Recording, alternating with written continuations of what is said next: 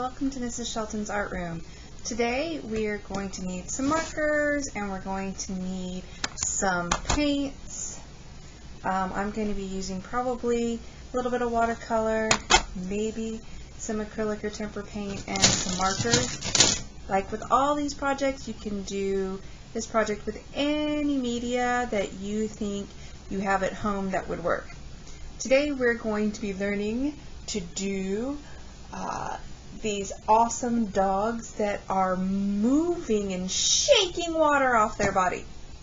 So let's get ready to go. So to start drawing our little dog here, I'm just going to go to town with a marker to start with, and I'm going to draw it kind of sideways because we want to make sure that the head looks like it's tilted. If it makes it easier, you can tilt your paper sideways while you're drawing to help, but I'm just going to try to wing it. So I'm going to start by doing a kind of a diagonal line here, nice big one. See how big it is compared to my finger. And I'm doing kind of like an upside down triangle. And this is going to be my little dog nose. Put a little line here. And now I'm going to do kind of like the outside of my nostril. So I'm going to have a curved line and move it up. And I'm going to curve back around. And I'm going to meet. And we kind of are starting to see our dog nose and the muzzle of our dog. And we're going to do a big, wide curve, almost big U shape, that part of his mouth. Now let's add some cutesy things. These remind me, I have two dogs and I love my dogs. Their name is Joan and Axel, and so I'm going to do this to celebrate the happiness of the dogs in my life, because right now, while we're all at home together, sometimes the pets in our lives can bring us a lot of happiness. So we have some happy little dog eyes going on here. And now I think I'm going to make this dog my shaggy looking dog, you know? So I'm going to add some some little zigzaggy fun lines to be like the hairy part of my dog face.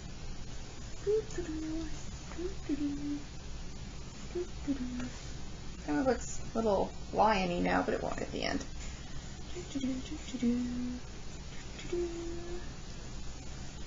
More zigzag.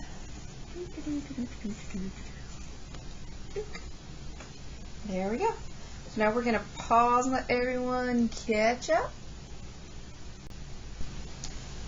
Alright, now we're going to add some of our floppy ears. I want to make this crazy ear up here using a curved line. And I'm going to go boot. And up here. Some circles. This we're going to make our crazy, because this is going to look like his ears that flooping that way like he's shaking his head. Now we're going to add ourselves this part of his ear that's hanging down on this side. This ear's hanging down there. And now we want to make him look like he's shaking. So I think I want to add like a fun little like doggy tongue.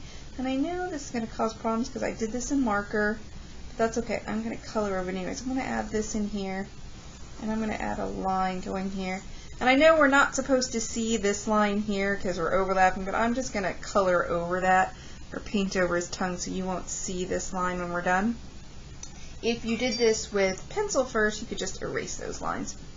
But that's okay. We're working with my marker. So now we're going to add our body.